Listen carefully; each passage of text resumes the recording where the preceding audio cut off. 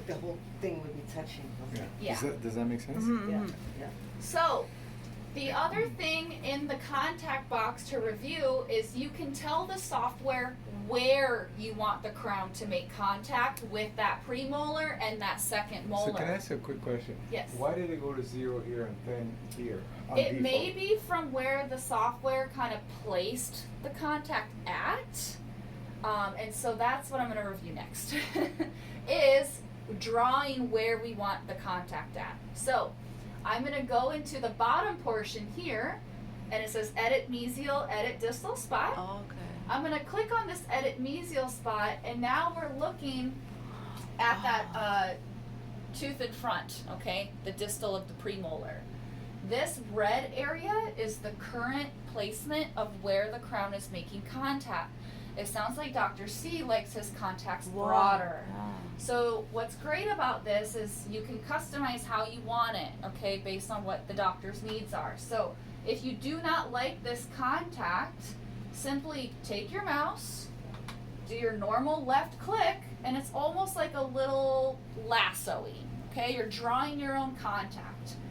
One important thing when drawing your own contacts is you don't want to go below the height of contour. Okay, now this tooth is pretty flat, but you know, most teeth kind of come in like this. So you don't want to draw it below, and you don't want to get too far past those line angles, and you don't want to get too far close to that marginal ridge. So usually in that top middle third, just like this. So let's say you like this contact. You like this contact? Okay, for training purposes, let's just say we like it.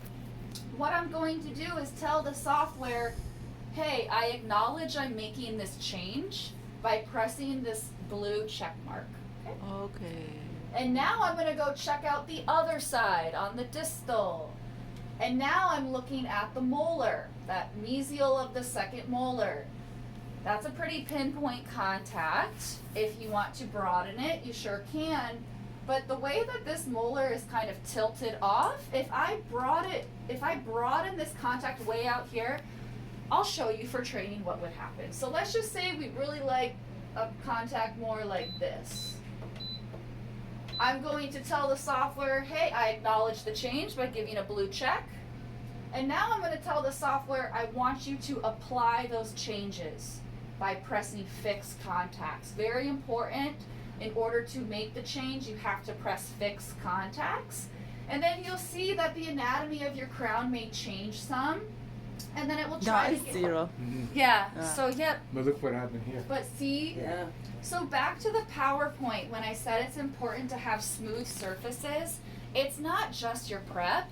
It's also taking a couple seconds to make sure that the anatomy of the adjacent teeth don't have any concavities, or, you know, sometimes you see old amalgams that are just really rough. And what can happen is the software will try to morph into those anatomy. So just take a couple minutes, And look that's at on this. my preps. Yeah. Yep. So, that being said, once you've worked through the contact box by drawing in your contact placements and pressing fix contacts, the next thing you're going to do is just simply look at the crown and see what you want to modify.